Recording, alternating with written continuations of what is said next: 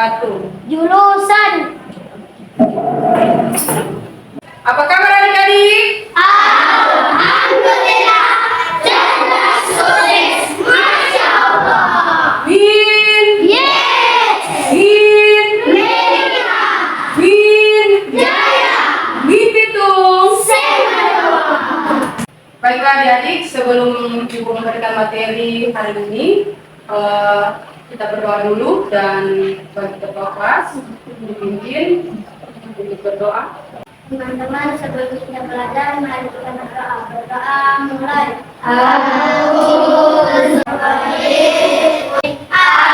Amin. Oke adik-adik, hari ini Ibu akan cek kehadiran. Apakah hari ini semua hadir? Hadir. Dan saja kita ice breaking dulu sebelum Ibu memberikan materi. Silakan berdiri. Tepuk berima. Proyek Daksila. Selanjutnya kita bersalawat dulu. Mulai.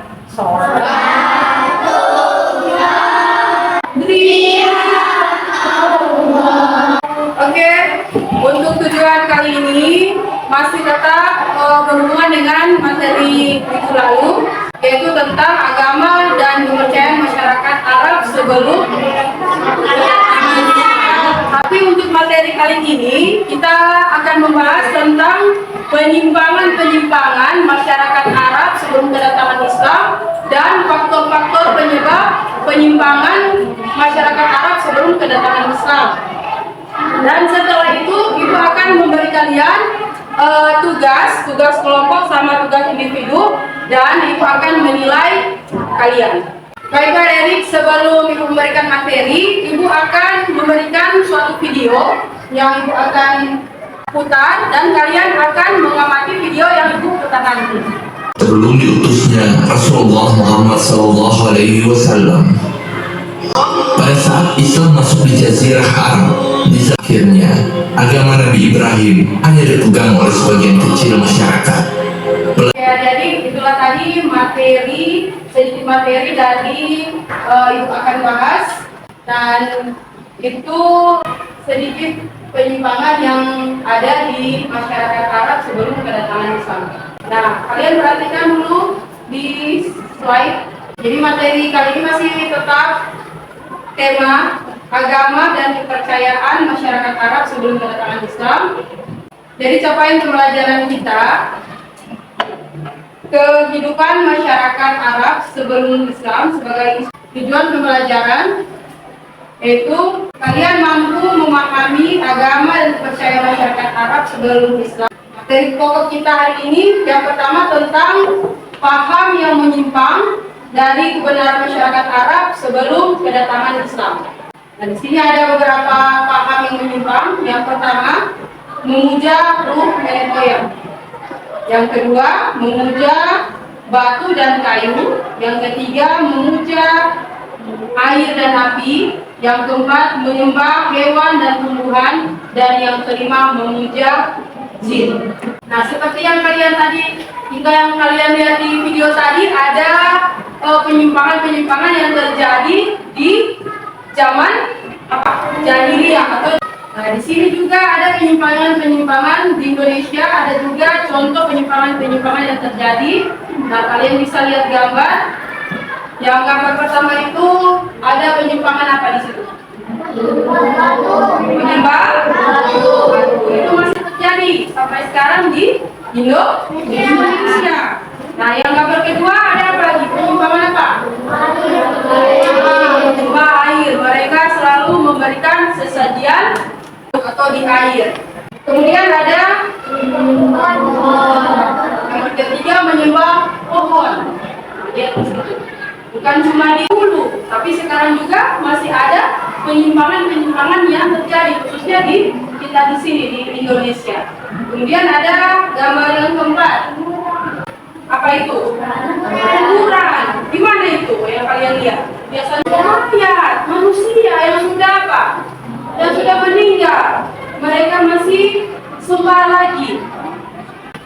Itu contoh-contoh yang ada di mana? Indonesia.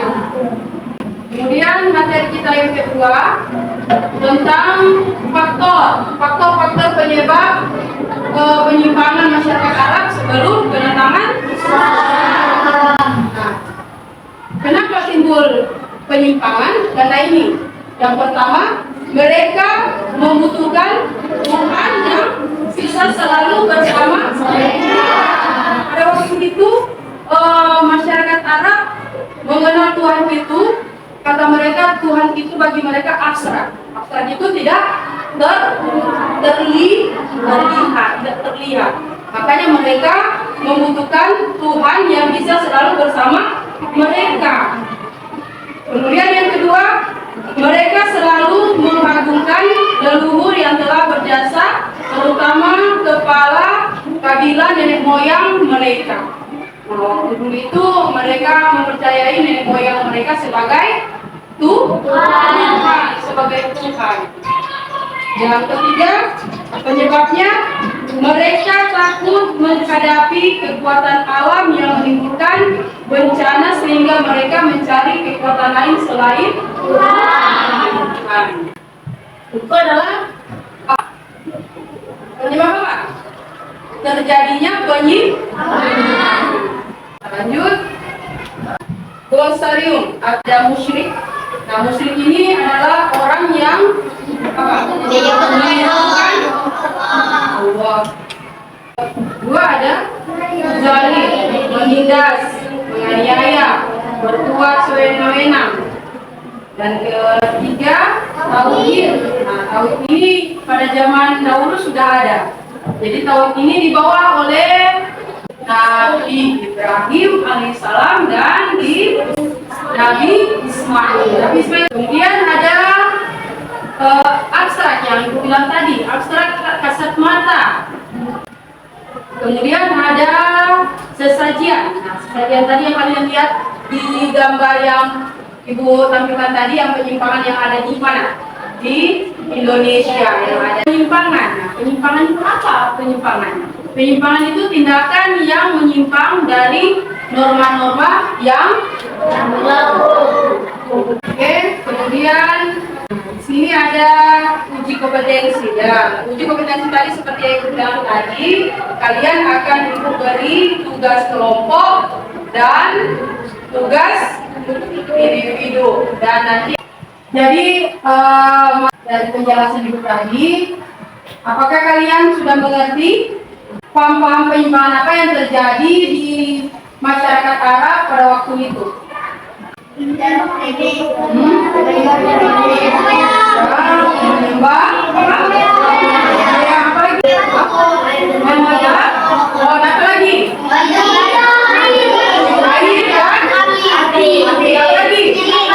penyimpangan yang terjadi pada zaman sebelum kedatangannya Islam.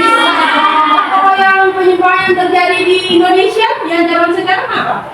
Masih ada atau tidak? Masih. Apa? Apa lagi? Biasanya yang paling banyak mau lakukan itu menyembah pohon itu di mana? Di Bali. Di mana lagi? Raja. Di mana lagi? Jawa. Banyak. Itu merupakan penyimpangan yang sampai sekarang masih tetap terjadi penyimpangan. Nah, kemudian faktor-faktor apa yang menjadikan penyimpangan itu terjadi? Faktor apa? Apa lagi? Apa lagi?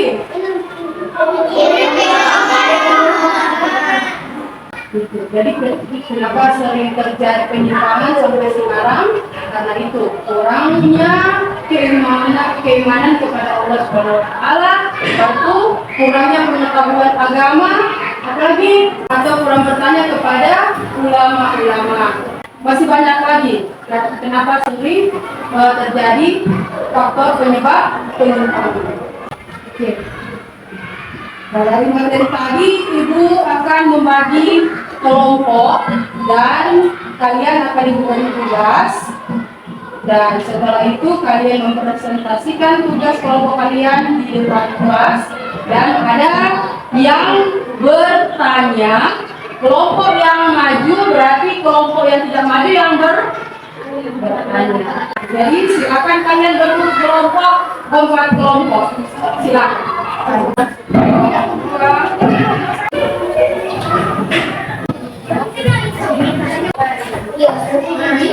Oke, sudah selesai. Kelompok berapa yang akan maju? Kelompok 2, silakan mempresentasikan. Yang kelompok 1, 3, dan 4, perhatikan. Assalamualaikum warahmatullahi wabarakatuh. Kami dari kelompok 2 akan mempresentasikan hasil satu, jenis-jenis perbuatan musrik oleh masyarakat pada zaman sekarang. Oke, silakan kelompok 3, kelompok 1 dan kelompok 4 menanggapi tentang hasil dari presentasi kelompok 2. Silakan menanggapi atau ada pertanyaan. Silakan berdiri. Kenapa manusia sekarang ini? Jadi pertanyaan dari kelompok 1, kenapa manusia zaman sekarang ingin kaya tetapi sering pergi ke dukun? Siapa yang mau jawab? Ada yang mau jawab? Oke, silakan. Karena mereka tidak meyakini bahwa Allah itu maha kembali sekarang. Oke, tepuk tangan dengan jawabannya.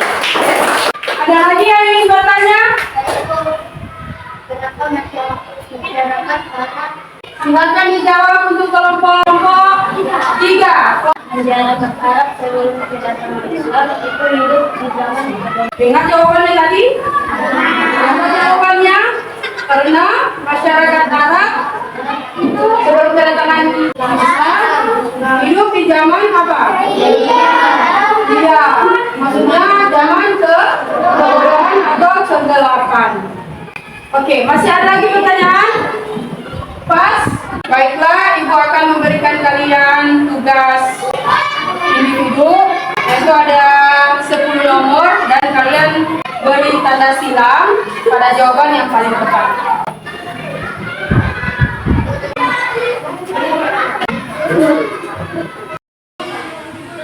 Oke, sudah selesai?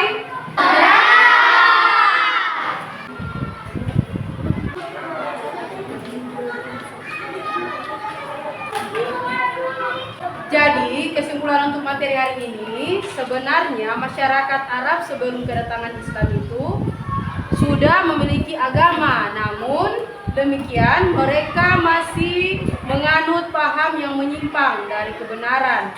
Di antaranya memuja roh nenek moyang, batu dan kayu, menyembah hewan dan tumbuhan, mempercayai adanya ruh dan memuja jin. Sedangkan faktor yang menyebabkan penyimpangan ini karena mereka membutuhkan Tuhan yang bisa selalu bersama mereka.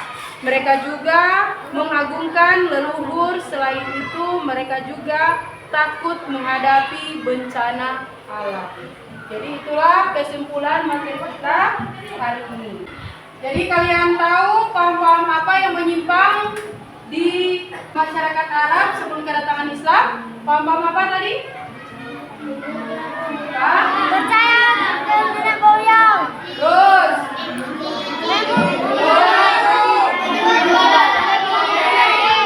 kemudian faktor-faktor apa penyebab terjadinya penyimpangan? Takut akan bencana alam. Apalagi tadi? Mengagungkan leluhur. Oke, itulah tadi penyimpangan dan faktor penyebab terjadinya penyimpangan. Demikian materi kita hari ini, dan insya Allah minggu depan kita akan masuk materi masa anak-anak Rasulullah. Jadi sudah materi yang lain, dan kali ini kita tutup pertemuan kita dengan melafalkan hamdalah.